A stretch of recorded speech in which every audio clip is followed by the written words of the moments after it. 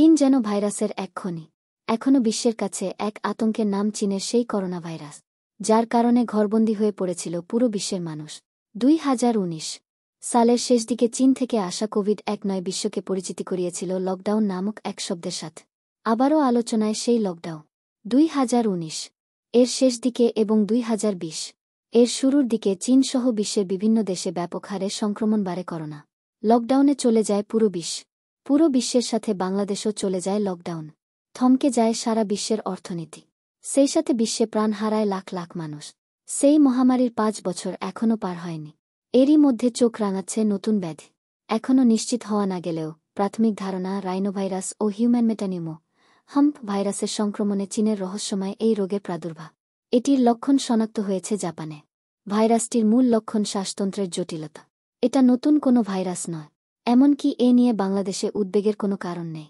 শ্বাসতন্ত্রে ছড়ায় এমন অন্যান্য ভাইরাসের মতোই নতুন এই ভাইরাস বলছেন বিশেষজ্ঞরা।